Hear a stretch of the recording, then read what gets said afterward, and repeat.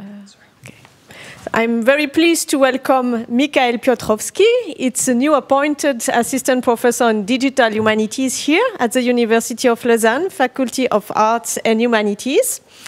And Michael has a very complete training with linguistics, computing for his PhD, and now history, digital history, online teaching. And we will listen to him to History is the Future of Online Learning. Welcome, Michael. Merci bien pour, thank you very much for the introduction.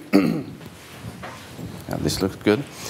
Okay, so what I'm going to talk. Well, my talk will not present a project, unlike the previous talks, but it will rather be kind of an opinion piece. So maybe I offend some people. This is not necessarily intentional, but I'm trying to make a few points.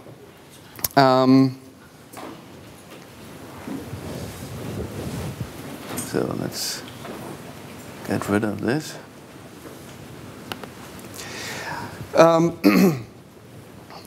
In particular, I want to talk about e-learning and the history of e-learning and its role in current development. So this is just an arbitrary example. MOOCs, we've heard about MOOCs today already.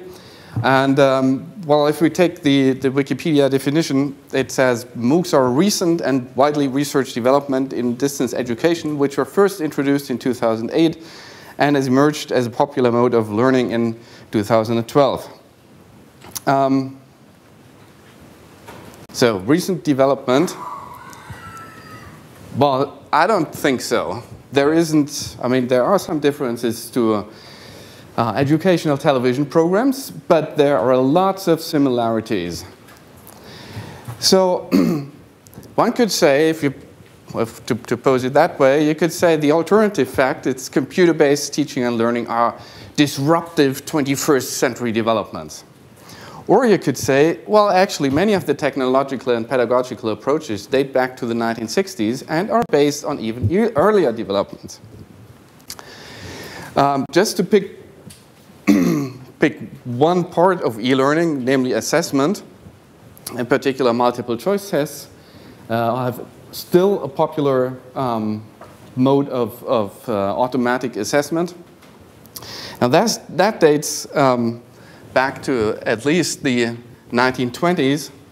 Actually, it's even earlier, but in 1920s, Pressey introduced teaching machines, which were actually able not only to check answers and to do automatic scoring, but to give some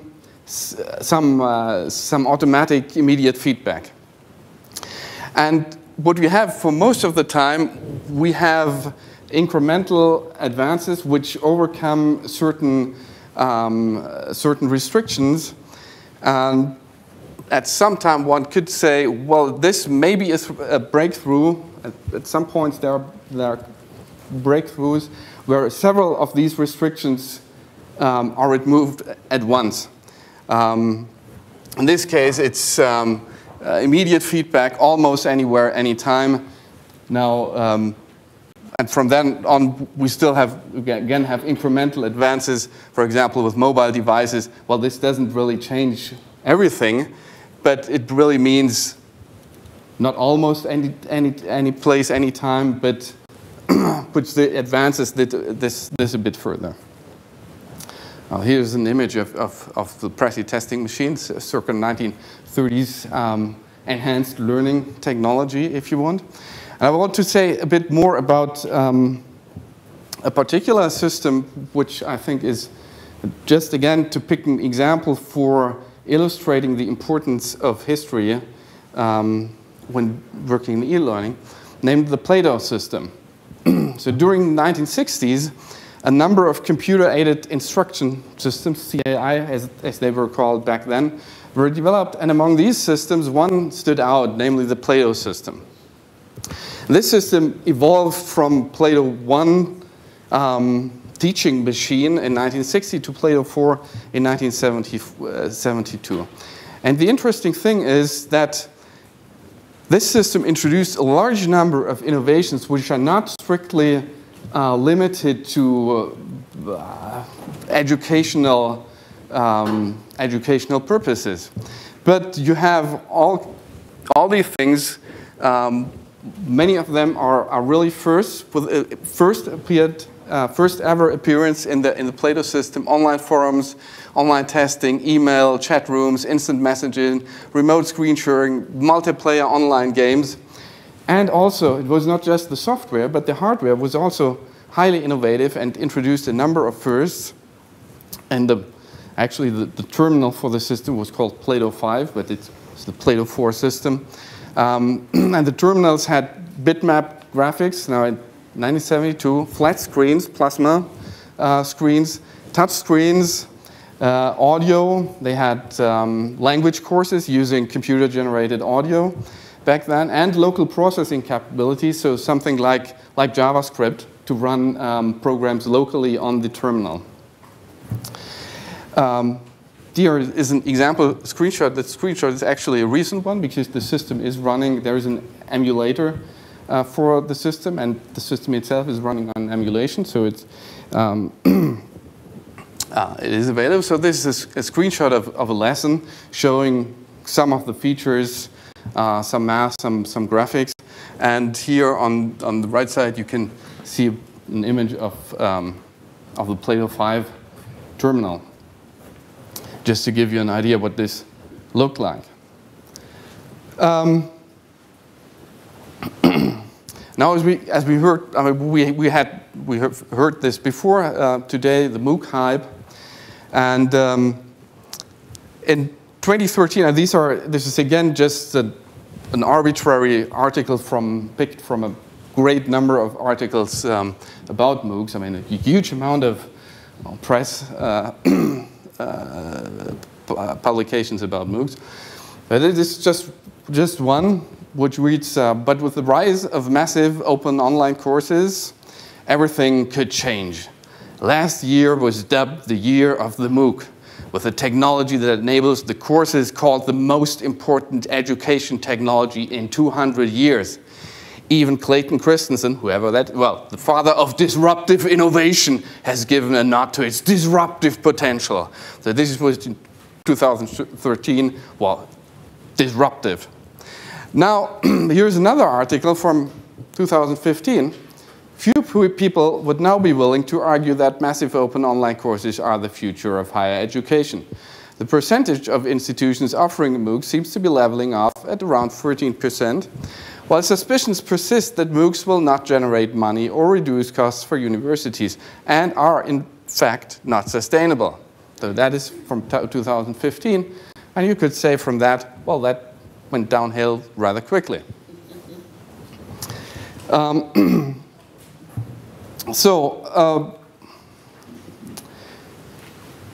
As I said before, the much hyped MOOCs are, apart from the specific technology that they use, almost identical to educational television programs for distance learning introduced in the 1960s and still running today. Yet, this fact is hardly ever mentioned, neither in the popular press, which may be excused for doing this, not so interesting, nor in e-learning research. And so for anyone familiar with the history of e-learning, it's not really surprising that after all the hype surrounding MOOCs, which presented MOOCs as kind of the solution for everything that's wrong in higher education, plus ending poverty through education, because now everybody can go to Stanford, and so this kind of rhetoric. Now what we have today, and in particular with the commercial vendors, some of them have been mentioned before, MOOC is really a fancy term for plain old corporate training videos. And this again shows, of course, that, I mean, I will not talk about that, but there, in many cases, with learning technology, there is a confusion between education and training. Training is easy. It's just teaching skills, how to do something. But education often contains some sort of training in particular skills, but it's more than that. And this extra, what makes the difference between training and education, well, that is not so easy to automate. So here's my conclusion. It seems I was quick, but making the organizers happy, #1 priority. So of course it's not all negative. E-learning, I think, and I mean I have spent a number of years of my life in e-learning research. It does have a great potential for improving training and education. But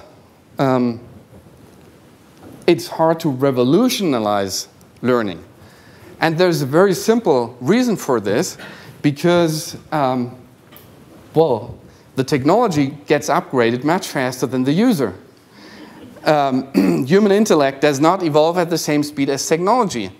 So just by improving the technology, you can't improve the cognitive abilities and the intellectual abilities of the humans that you are trying to educate. And that's one of the greatest obstacles, I think, or in my experience, to realizing the improvements which are possible, is the historical widespread, I mean not everybody, of course, but a widespread historical amnesia of the field.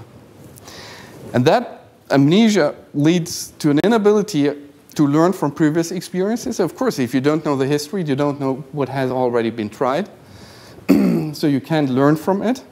And that in turn, obviously, leads to a continuous reinvention of the wheel. And you can see it everywhere in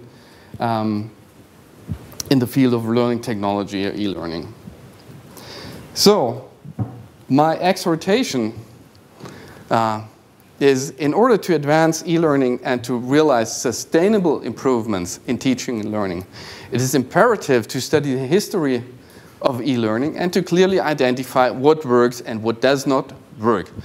Many educational experiments have already been done. Many educational technologies have already been tested. Go through the literature. Lots of interesting stuff has been done in the 1960s. Of course, we now have we have better technological possibilities, but as I said before, the human, unfortunately, or fortunately, has not been upgraded in the same way. So, to close this brief position statement, here's my takeaway message from the tutor manual, which was the educational programming language of the Plato system. So from the manual from 1969, it has this very nice quote: "No magical improvement of material occurs simply because of presentation by a computer-based educational system." I think that's as valid today as it was in 1969. Thank you very much.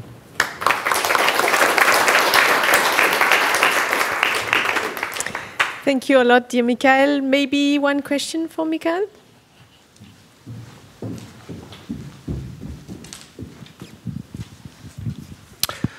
As is often the way, this is more a comment than a question, but you're certainly welcome to respond. I appreciate you qualified what you said at the outset in just trying to amplify some of the debates around MOOCs. I think for a wider audience, I just want to point out that one of the risks in singling out MOOCs is that we fall into the trap, as we do in the debates about online versus face-to-face, of treating face-to-face as a single entity. And MOOCs are not a single entity. MOOCs have as much diversity within them, and there's a good evidence base to support that, from the most instructionalist to much more engaging experiences and as a site and a playpen for innovation. So I think there's a risk, and there's a great quote I frequently use, that all generalizations are dangerous, including this one. I'm sure you're aware of that, but I did feel the need to point that out, that it's not quite as black and white. And then ultimately, there is a tension at play here between the kind of the technological determinism that you see in things like the Gartner hype cycle, which I'm never a great fan of, versus the social determinism, that it's just a tool and it's how you use it that matters, which is a little bit of the last statement in some respects. From a more ecological point of view, the concept of digital resilience, where there's a constant evolution of change taking place. So you're welcome to comment on any of those thoughts. Yeah, just briefly, I absolutely agree with you. It was just using MOOCs as one of the latest hypes. And of course, I absolutely agree. It really depends on what, I mean, that's the point about you can improve teaching and learning through the use of a variety of approaches, pedagogical approaches, technological approaches, and so on. And the same could be said, for example, for multiple choice tests and assessment. Could say, well, it's terrible. Well, perhaps in isolation, but cleverly combined with other things, multiple choice tests can be very useful. So absolutely, I was trying to make a specific point here.